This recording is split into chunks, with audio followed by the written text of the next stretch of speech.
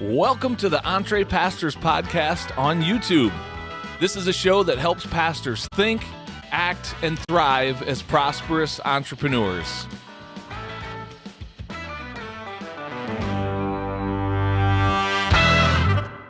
Well, hello, everyone, and welcome to the EntrePastors podcast on YouTube. My name is John Sanders, I'm one of the co-hosts of the show, and we've got an awesome guest for you on this episode. Today, you're going to hear from someone they call the pressure washing pastor. He's also known as Joshua Brown, and he has an incredible story of coming to know Jesus Christ as his Lord and Savior, sensing a calling upon his life to work in pastoral ministry, and now the last few years to really expand into an entrepreneurial venture where he's got a business of his own that has really grown, and he's helping to start franchising that business and helping other pastors and kingdom-minded people get into the business world on their own and have a business of their own. And so we've got a great conversation coming your way. I'm so excited for you to meet our guest in this episode. So let's get to it. Here we go. The pressure washing pastor. Let's do this. Well, Joshua Brown, welcome to the EntrePastors podcast, my friend. I have been looking forward to this conversation since I learned about you and heard a little bit of your story, and I'm delighted to introduce you to our audience today. So welcome, my friend. Hey, thank you for having me here. I'm super humbled that you take up an opportunity to invite me on your program and show. And Interesting story, if it's okay. Go right ahead. I had actually reached out to you over a month ago by responding to one of your emails. You know how you send out the updates, the emails? It was an email I responded, never heard back, but a friend of mine asked me to go look through an old email to find a title for one of our trailers. And I looked through some old emails, and I found that you had actually reached out to me prior to me reaching out to you. And if it wasn't for that moment of me going back and looking through an old email, I would have never found you, because it was an email address I didn't use anymore. Wow. So God clearly wants us to have this conversation. That's what I just heard you say. But let me make sure I'm following this. So you reached out to EntrePastors and never heard back.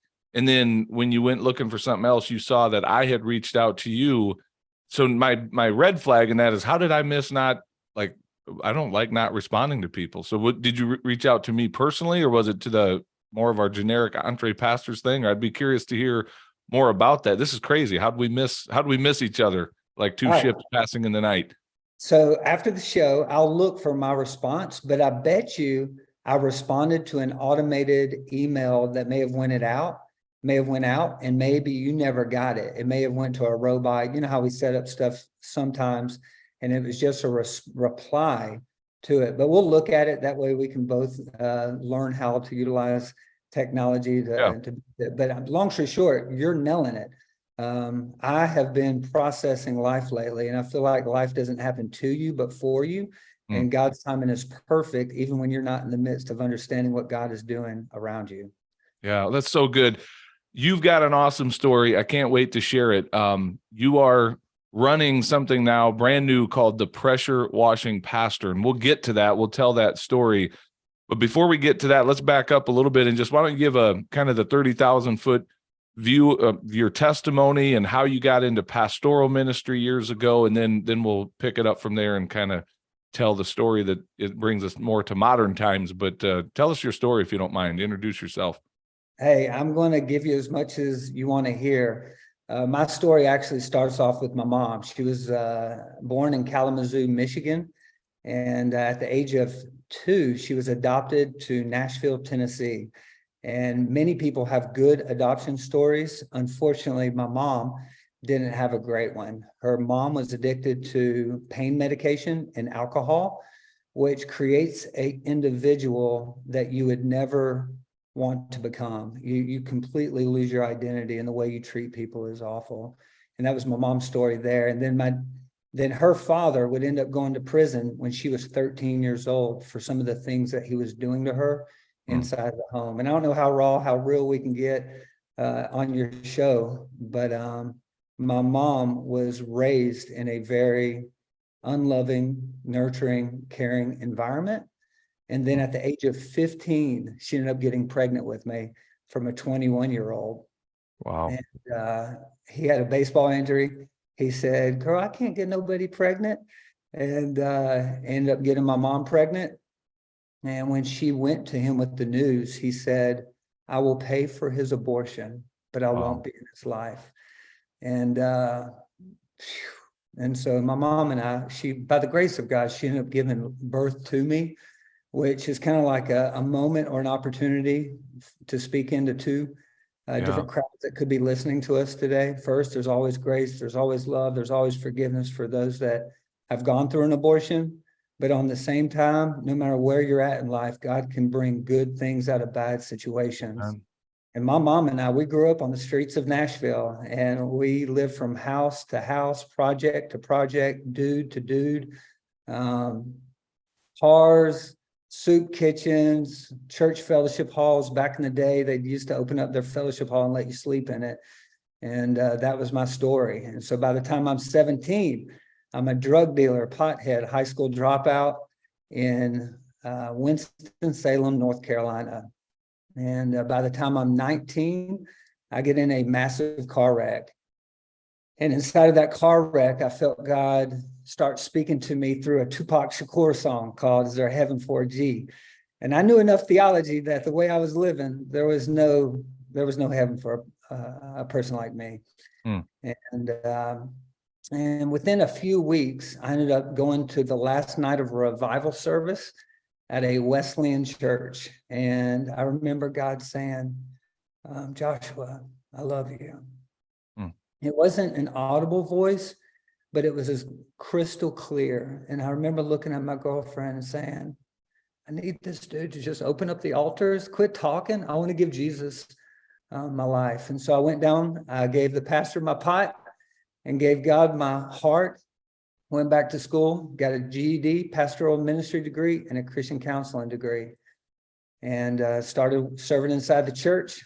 I had been pastoring for the past 22 years until in 2016, I ended up getting kind of dissatisfied with running events and programs. And I'm not suggesting anything's wrong with events and programs, but a pothead drug dealer, high school dropout that gets radically converted by the gospel, I signed up to be a disciple and make disciples. And I felt like there was more for me.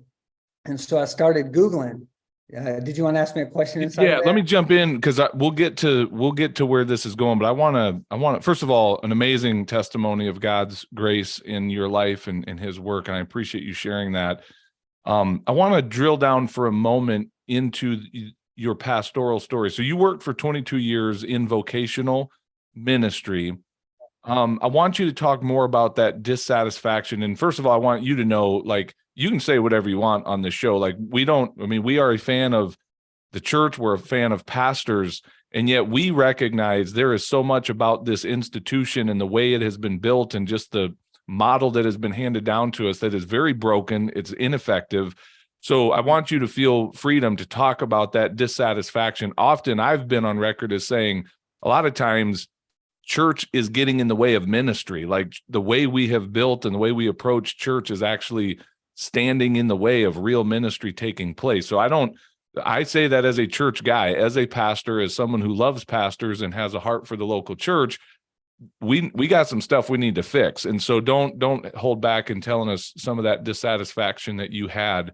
Also, you shared a really powerful story with me, or a part of your story when we connected recently, about at one point in your pastoral ministry, you're diving in dumpsters to make ends meet. And I want you to talk about that briefly, because again, we've got other pastors that may be in a very similar place. They may be making ends meet a little differently.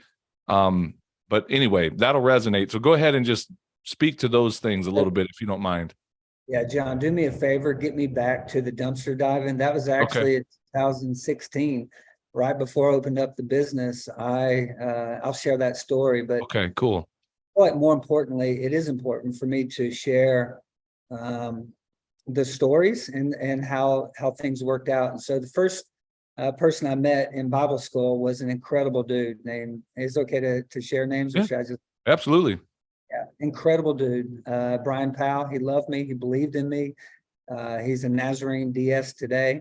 And he ended up inviting me to speak to a group of teenagers. And the next thing I know, he becomes a pastor of a Quaker church in North Carolina. And he says, Joshua, would you like to be a youth pastor? I'm like, yeah, I'd like to be a youth pastor. And at 20, I didn't know. At 24, I think I was at that age.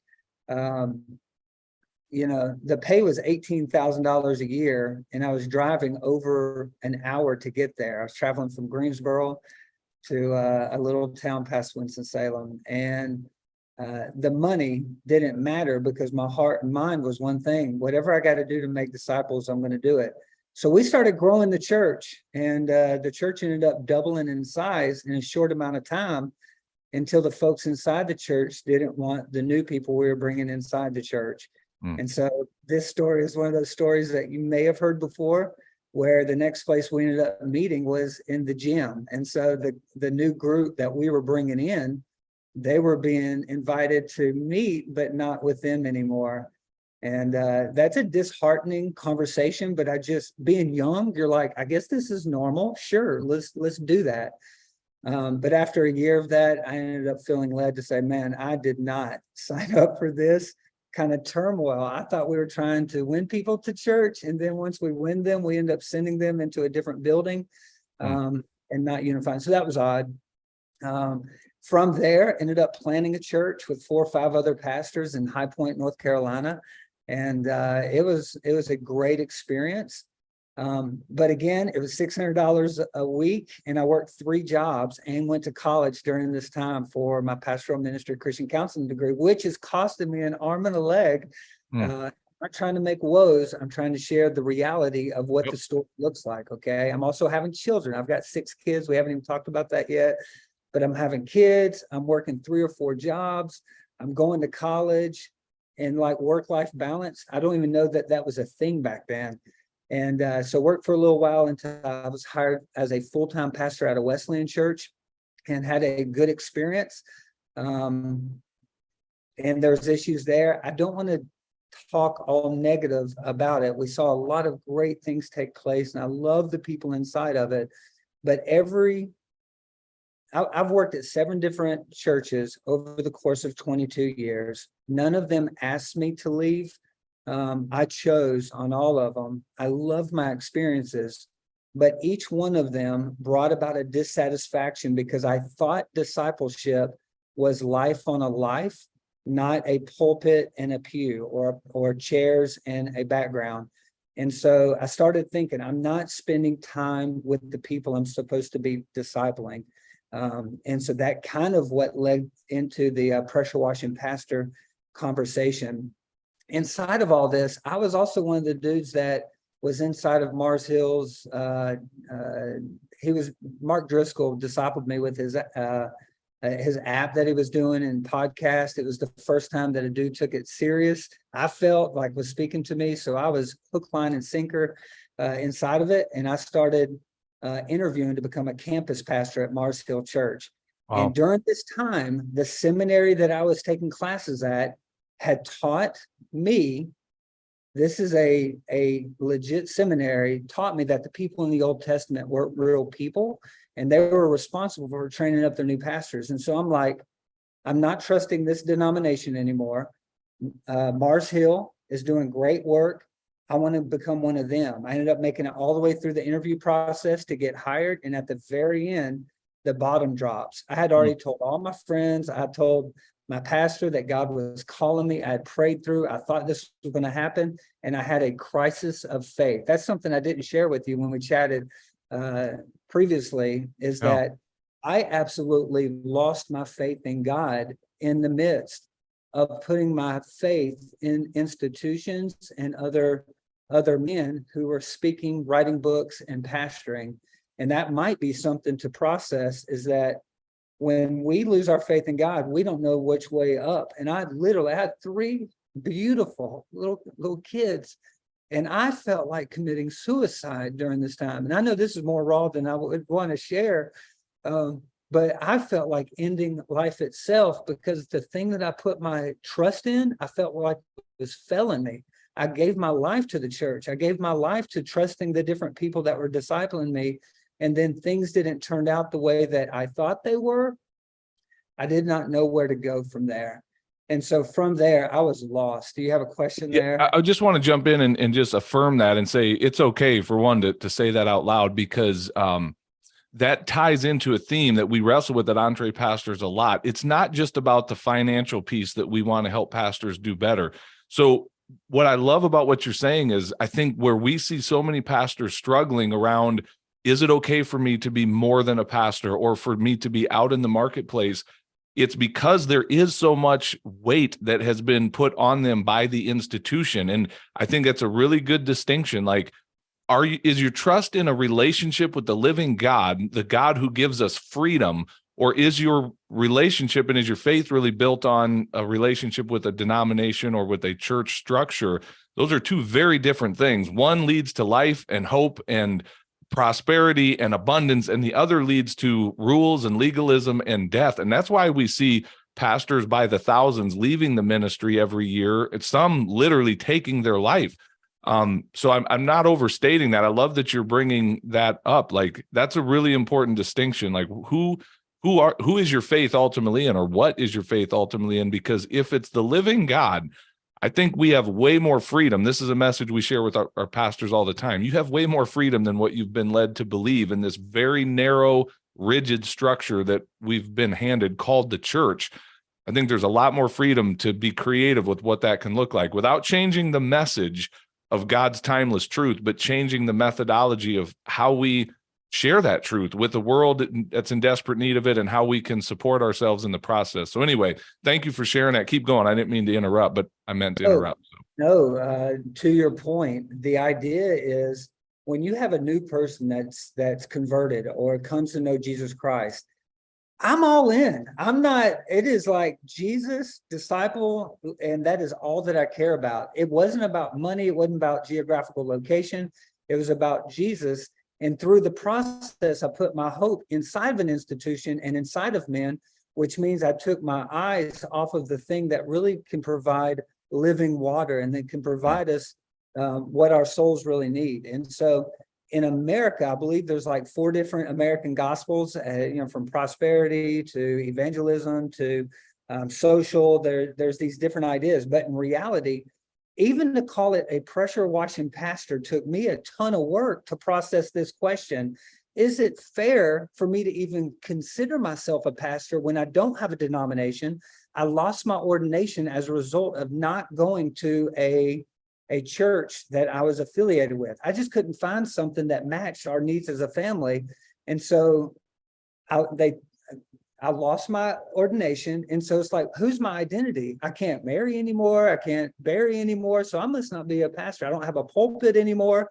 And so I went through an identity crisis in 2020, because all of my life I had found identity inside of this position that was inside of a church. And my identity should have never been connected with an institution or inside of a church-like structured business. My identity had to go through a wilderness-like experience to find out that there's only one person that can actually give us a calling, a stability, a faith, a well, and it really is God, and it really is Jesus. And so we almost have to do work inside of our brains to say, when does a pastor stop being a pastor? And then what are the qualifications of being a pastor? And I'm going through a book called While the Shepherds Watch Their Flock. And it basically is a dude that goes out and spends a ton of time with real life pastors and shepherds. Great book. It's a 40-day devotional. And when he's taking care of these shepherds, and I'm going through the devotion, when he's taking care of his sheep, you know what I realized? The shepherd doesn't have a pulpit. The pastor doesn't even have a pulpit. He leads, he guides, he provides, he protects. That's what a pastor is. And so asking the question, can I be a business owner? Can I start something? Can I create something that can provide for my family and other people's family and still consider myself a pastor? And the answer is, heck yes, we can. And forgive my misuse of language, but we can still be a pastor and not have a pulpit or an institution that supports us, because the living God dwells and breathes and lives inside of our lives, and we have a testimony to share wherever we're at. And it's different, and this is important to me, John.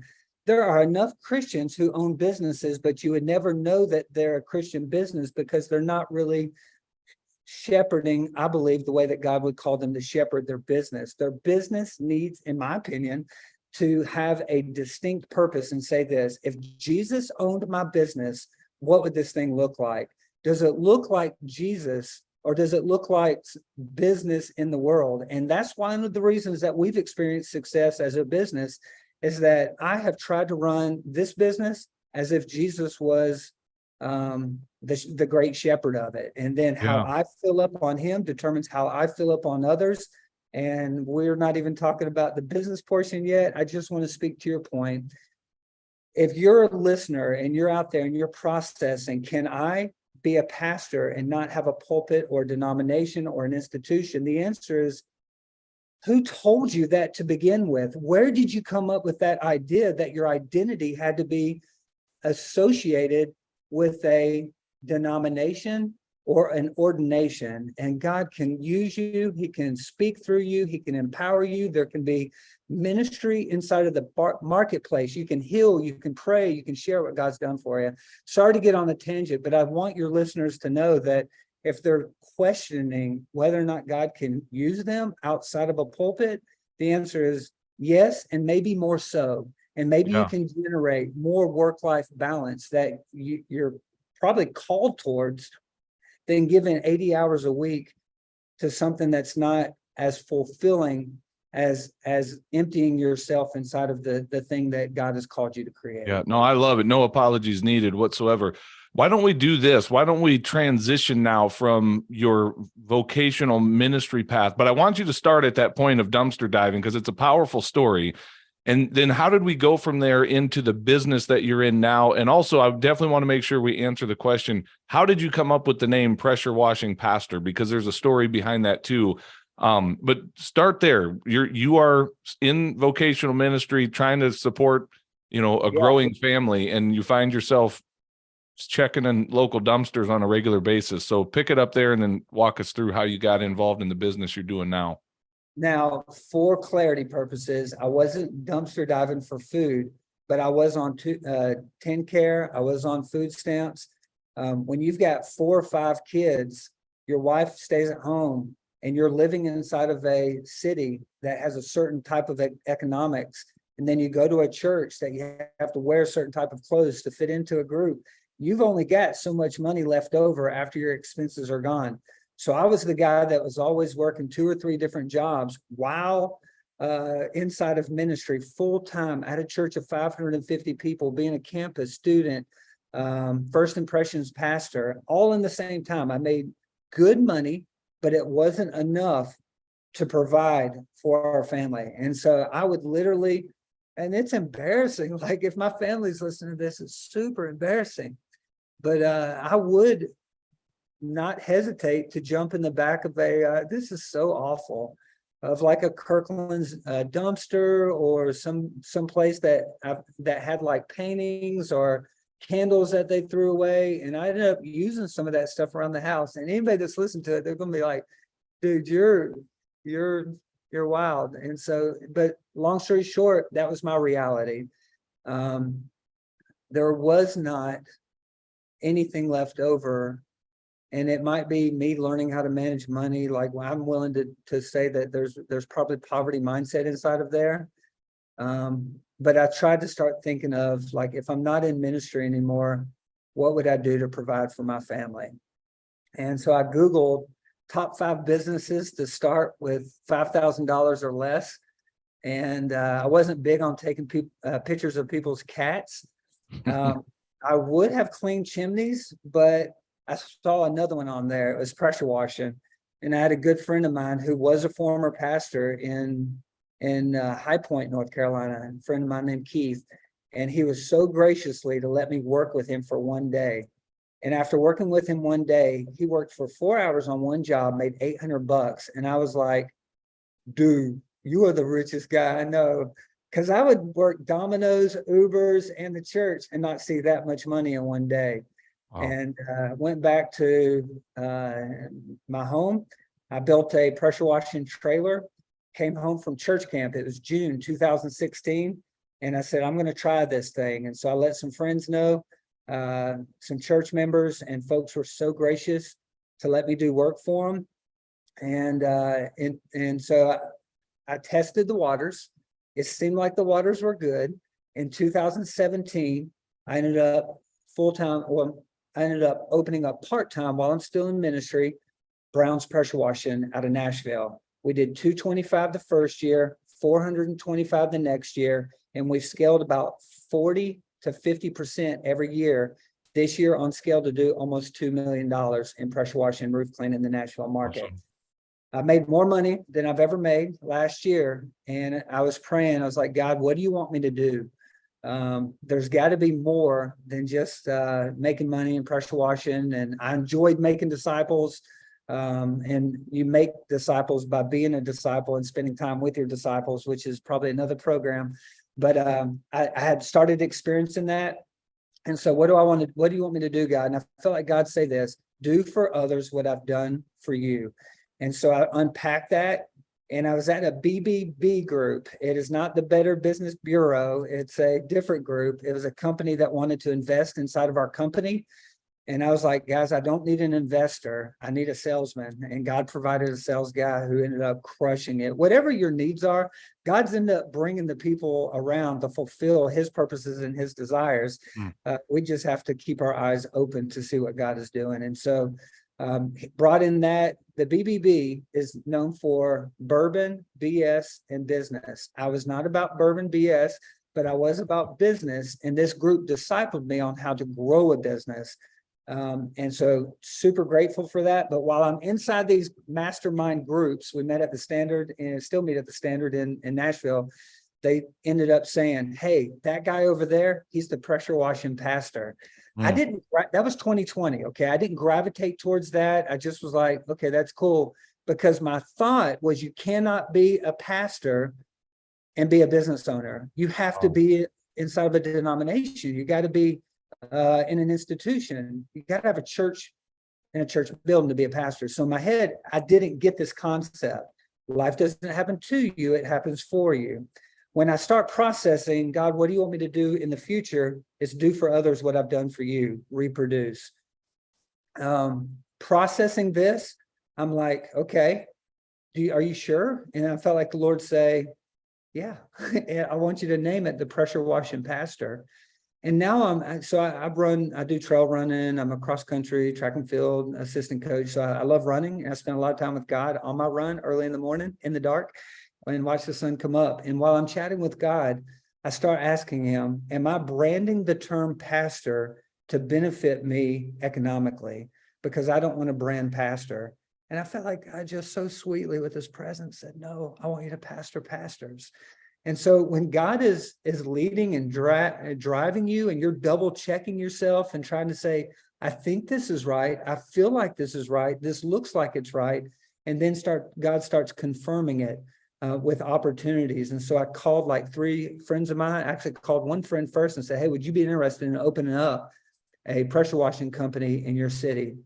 And he's like, dude, I've been following you for a long time. I would love to open up a pressure washing company. I said, okay, well, let me invite you down here. Let me beta test you. Let me figure out what you need. And then I'm going to build out the infrastructure of what every pastor might need, or bivocational or church planner might need, if they were going to open up their own Brown's pressure washing in their location. And so I ended up creating the infrastructure, and now we have 5 locations. And this last week was the first week we've even publicized that we're going to do it. And so, what I'm doing now is I'm inviting pastors to use our branding, our blueprint, and our coaching to grow a pressure washing business, because I believe ministry in the marketplace just makes sense. It makes sense. And so, did I say too much? Does that answer the question? No, man, I absolutely love that.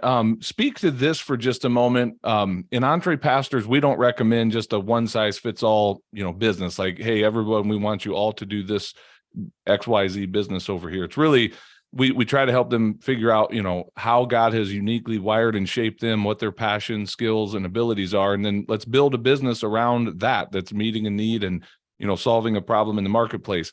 One of the things I see with pastors, and this is not a criticism, but I want you to encourage a pastor that might be on the fence. There are clearly some, guys and gals out there that just are not built for manual labor, right? Like it's just not their thing to go out and actually do something with their hands. I don't say that as a put down. I kind of have a foot in both worlds. I'm very much in this informational space where I can create content with my mind and, with my mouth and the microphone and, whether it's speaking, coaching, whatever. I get that world and I like that world.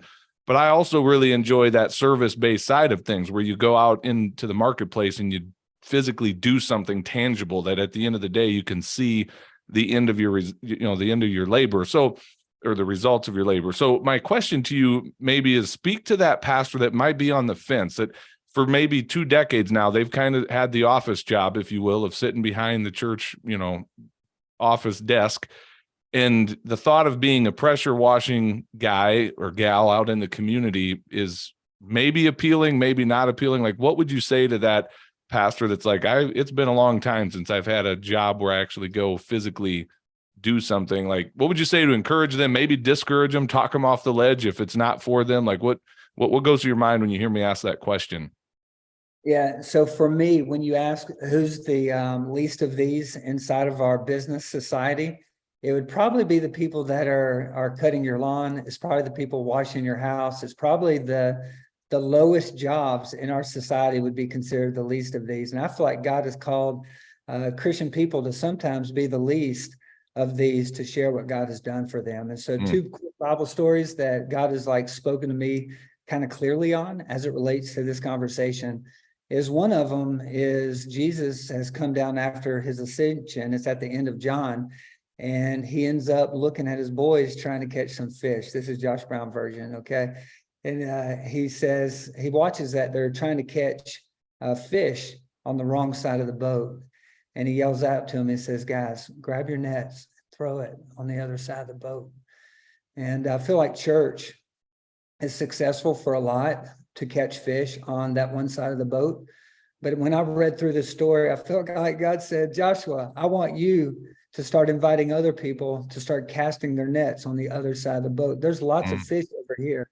There's lots of fish over here. Wow.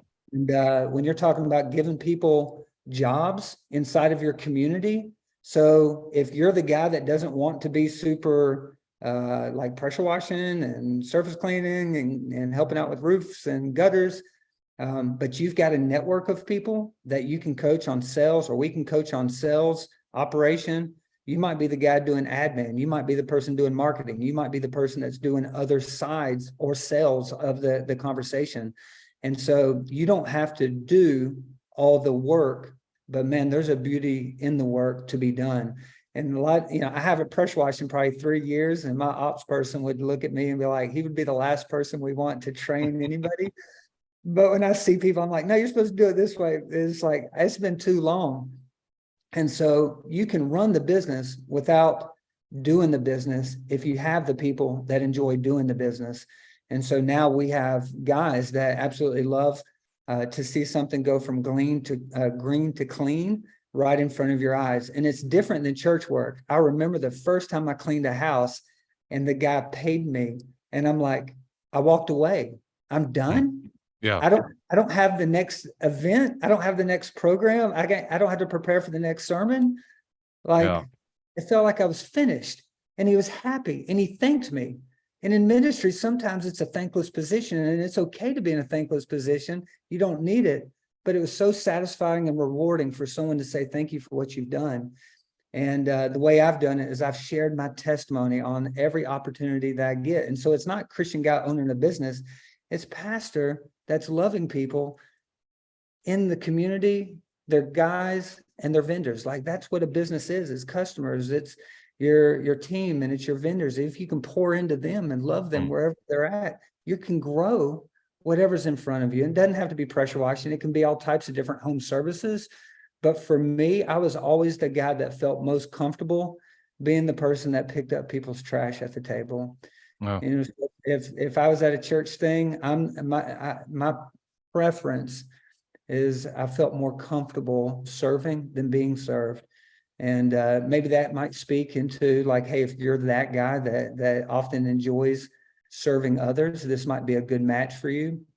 And then the last thing I'll share, and I'm sorry it takes so much time. Oh, it's good, man. This is great. But the other part was, and I haven't shared, make sure you ask me about serving the city. I think there's a lot of pastors that might be interested in knowing what we're doing for serving the city. And because I don't know if I shared it with you, but the other Bible verse is when Jesus knows his time is near to an end. He ends up going around the table. He takes off his outer robe. He grabs a water basin and he just starts washing his disciples' feet. He took on the lowest in society. He gets up from the table. He says, do you know what I've done for you? And he said, if your Lord and Master has washed your feet, you go and wash other people's feet.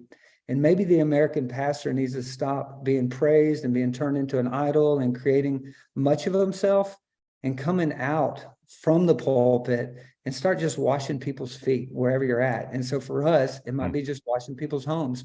And I find that in the lowliness of serving is great reward. It is great satisfaction and reward.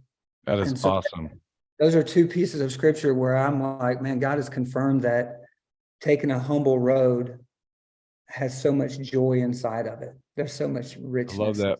I'm totally stealing that, fishing on the other side of the boat in that context. I'll preach a sermon on that someday. So I'm stealing it, and I probably won't give you credit for it either. Hey, no. Hey, right now on your show, you have to say a pressure washing pastor gave me this. Okay. So, but no, right. Jesus, it's okay. Tell me about the way you're impacting your community, because you told me to ask. I'm curious to hear. And then if we have time, I have another question I want to sneak in too. So go ahead with that. I'm curious. All right. So last summer, Josiah, one of our team members, and now he's operations director, he called me up and I'm on a long run early in the morning on a Saturday. And he says, Josh, I have a baby chicken. Don't step on it. And I said, okay.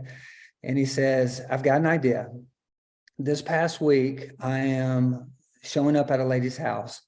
And while I'm there, I asked the lady, I'm just there for a house wash, and asked her, hey, do you want me to clean these steps? Because they were kind of dirty. They're made out of wood. They were green and slippery. And the lady said, no, we won't be needing those steps anymore. My husband passed away and we don't use it. And so Josiah goes and starts cleaning the house. He's working on it. He's listening to a podcast or some music, but he can't hear it. And he feels like God just speaks to him and says, give this thing away to her for free. And he's like, well, do I need to check with Josh before I give it away for free? He's like, no, Joshua won't care. So he ends up cleaning the house, rolling up the hoses, going up to the front door. And like a Bible story, this lady comes out with the exact dollars and change and puts it in front and says, here's the money for the job. And Josiah says, no, we're going to do this one for free. And she ends up crying. Josiah ends up crying. And he ends up walking away and saying, I could do this for the rest of my life. I could do this for free. And so he called me up and said, Josh, what if we started washing widows' homes in Nashville for free? In fact, what if we tried to wash every widow's house in Nashville for free? And I stepped on his baby chicken immediately. I said, a business will go out of business trying to wash every widow's house for free. And I said, but I'll think about it. I'll chew on it. I still had about 8 miles left on the run. It was a long run day. And as I'm running, Andy Stanley had a quote. He said, do for one what you wish you could do for everybody. And the thought said, just because you can't wash every widow's house in Nashville for free doesn't mean you can't wash someone or one. And so we made a commitment to wash one widow's house a week for free. And as we've watched them, we have found more and more stories and satisfaction. We showed up at this one lady's house, and Josiah said when he and the guy that he was working with that day pulled up, the lady came out and said, I thought God had forgotten all about me, and you guys showed up. And Wow. so we let people know on Facebook, we let people know on broadcasting that, hey, we need widows to be sponsored, we need widows to be nominated, and we need money to be donated. And so we're inviting our community to get behind us. Created a little link where people can donate, but for our business, we end up giving 10% of what comes in to Washing Widows Houses in Nashville for free. So sorry about that. That's good. And so that's how we go about serving. And so this year we're also opening up the nonprofit called Widow Washers Company. And our goal is to see how many widows over the years we can take care of. And at the very end of the widow wash, we end up saying, Mrs. Jones, we didn't just want to wash your house today. We also wanted to see if there was anything we can pray for you about. Is there any other needs that you may have on the inside of the house that we may not be able to get to, but we may have some affiliates, some partners that can work with us in your community. And then the last question, this is important. It says, we say, do you have any community? Is there anybody that's checking on you? Are you getting out? If they say yes, we say, thank you so much. May we share our story with them and try to get support? If they say no, we try to connect them to a church, a community center, but something where they're not isolated and alone. And if you're talking about serving your community, that's what we're passionate about. But what are you passionate about? What jobs could you create disciples, and what could you do in your city with whatever jobs you create, or with that, whatever business that you create inside of your community? So that's what. Man, I love that. I have a little handyman business locally, and I'm sitting here thinking that would be awesome. And it would be so easy to do. Just put that out there that we do one, project for a widow and have a system by which you kind of get those nominations and select those projects. But what an awesome way to serve. Because I can tell you this, man, and you know this too, then if you're seeing this, but in my work as a first responder, we're in the homes of lots of elderly people for medical calls and stuff. And I just see such loneliness out there. And I've often wondered that, like, how could you, in a business way, how could you solve that problem? I don't know. I haven't figured an answer to that, but in some small way, you're doing that with your business. Through your business, you're meeting people, not only a tangible need, but also bringing some of that connection that they've probably, many I know are missing out on. They sit alone day after day in their homes, and just to have that human connection, man, that's powerful. I love that. I have one more question. I may have a few more depending on how the time goes on our call here, but you recently did something that I have thought about doing from the EntrePastors platform standpoint. I've often thought, since Les and I launched this just a little over a year ago, I thought, man, we just need more people to know about what we're doing, because I really do sense God is moving right now. There's a shift happening in our culture. There's a shift happening in the church. On the front end of it, it might not look like exciting to everyone. I'm thrilled about the changes that are coming. I think the most exciting days of the church are still in front of us. But it's like, I want more pastors to hear this message of freedom and, like, let's get you out of the church building into the marketplace. Like, I get lit up when I see that. And so I've thought about, what would it look like to go to some of these major church conferences like an Exponential and have a booth? And then, just ironically, when I connected with you last week, that's where you were. You were just finishing up having a booth for the pressure washing pastor at Exponential. So what I'm curious about is what was kind of the overall, describe like how that was received when you were on the ground with real pastors that are coming to a conference to get all jacked up about church planting and church growth. And not that there's anything wrong with any of those things, but now they see a booth for someone that's encouraging them to be out in the marketplace. Like, did you get like people going, who in the world are you and what is this about? Did you get people saying, this is awesome, sign me up? Like, how was that received at a large, probably one of the largest church conferences in the country? Well, I definitely got voted the most unique display vendor. There was nothing like it. Everyone else is selling curriculum or selling lights for stages, or portable lights and things like that. So I was the only one like it, and so everyone was super curious. And what was interesting is missionaries from other nations would come up and say, "This is normal." In our country, every pastor is an entrepreneur or a pastor. It's normal. And so there were many people that came from overseas or had work in church planting and missions, and they were like, totally get it. Mm. There was some that were very interested, but I sense afraid of whether or not they could either physically do the work or would it drive them outside of their comfort zone. Because once we get used from collecting a check, even if the church is no longer a church we would attend if we didn't collect a check, we're still collecting the check. And so there's a fear that you have to go work now. And I think if you're that person that is listening right now, yes, go work. If you go to a church or preach at a church or you're the pastor of a church that you wouldn't attend, why not create something new and beautiful that you would go to and you can get excited about? When we wake up in the morning, we get excited about what we're doing, and we're washing homes, we're selling jobs, we're trying to figure out marketing and how to grow a business. That's fun. I don't hate what I do. I love what I do. And then there was another crowd, the people that were like, I've got to figure out a way to provide for my family. And they were like, they're the ones that have signed up to say, I've got a lot of questions. I'm interested. I'm no longer able to pull money from my church like I used to. I've lost some side jobs. And they were the ones that booked the schedules for interviewing and chatting with us. Mm. And lastly, the people that did not get it, and I'm telling you word for word, and I'm a type of guy that gets fired up if you end up touching the things that I think that are valuable or that God's doing. And this one gentleman said exactly verbatim, because I would not let this forget inside of my head. He said, I believe common day pew people can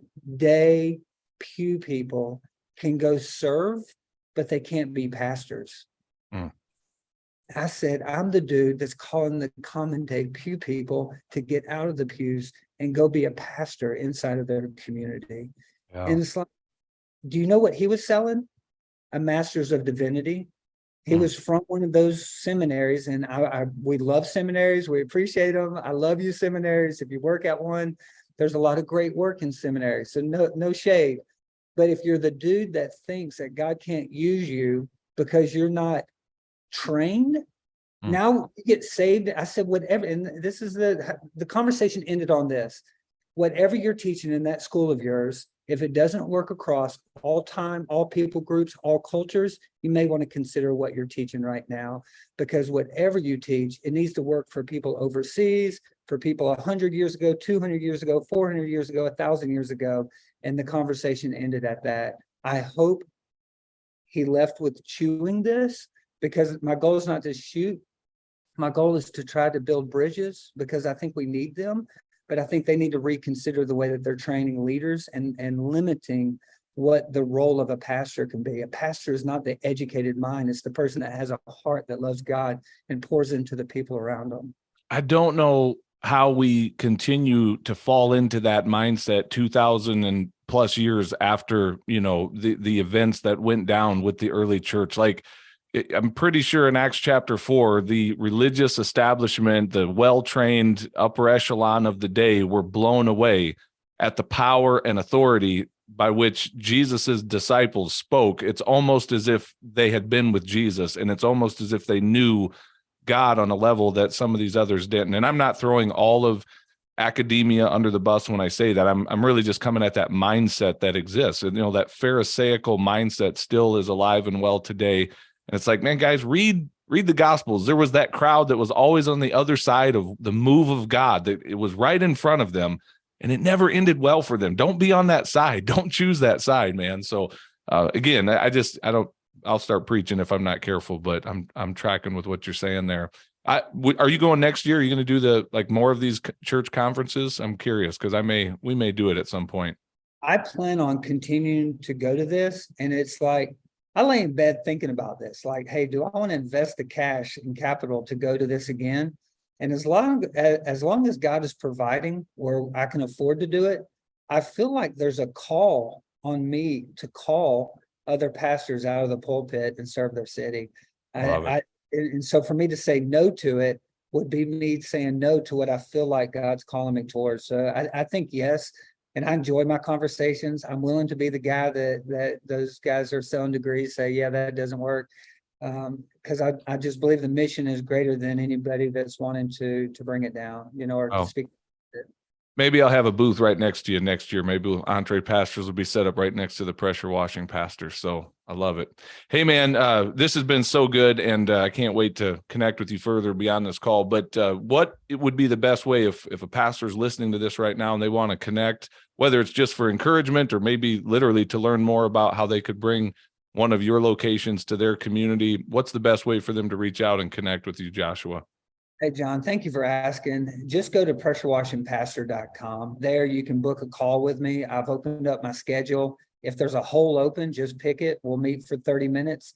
And it's okay if it's not about pressure washing. If they've got ideas that they're chewing on, I want to be a resource. It is not just for me. It is for the kingdom. I'm living out a legacy, not a pulpit for Joshua Brown. When I'm dead, I don't care if they remember anything about me. I just care that what I've done with my life impacts the lives around me.